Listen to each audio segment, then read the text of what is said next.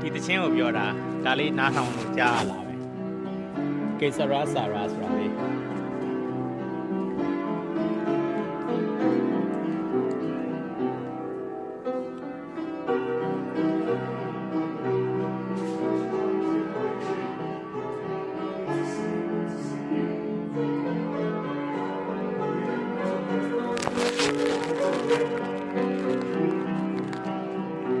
တယောက်ကပီယာနိုလေးတီးပြီးတော့အားတဲ့ချိန်လာပဲတီးလိုက်တာပေါ့လေသို့တော်လဲကေဆရာဆရာ what webby webby ဆိုတဲ့တခြင်းလေးကြားလိုက်ရတာတော်ကိုစိတ်ထဲမှာကျေနပ်သွားတာဒါလေးသိမယ်ထင်တယ်ဒါဟိုကျွန်တော်တို့ငယ်ကလေးကနာမည်ကြီးတဲ့တခြင်းလေးတစ်ပုဒ်မေးကျမတို့အသက်ကြီးလာလို့ရှိရင်ဘာတွေဖြစ်မှာလဲ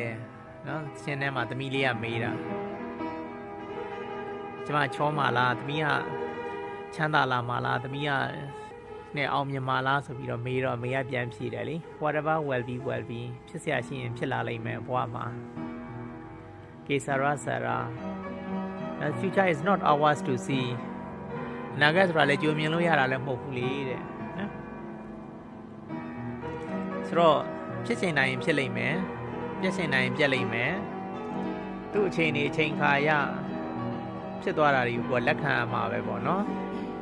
အဲ့ဒါကြီးကိုအများကြီးတွေးဖို့နေဖို့မလိုဘူးဆိုတဲ့ဟာလေးဒီသချင်းလေးလေအခုသချင်းပြောင်းသွားပြီထင်တယ်ဒီလုံးမတူတော့ဘူးနော်ခုနနော်ကိုလုံးစရာရှိတာတော့ကြိုးစားမယ်လုပ်မယ်ဒါပေမဲ့လို့တွေးဖို့နေလို့လည်းဘာမှလှုပ်ဖြစ်လာမှာမဟုတ်ဘူးလေကိုကလုံးစရာရှိတာလုံနေပြီဆိုရင်ရပြီကျန်တာစိတ်ထဲမှာအရန်ကြီးမထားနဲ့အရန်ကြီးမပူနဲ့ဆိုတာလေးကိုသတိပေးနေတဲ့သချင်းလေးပေါ့နော်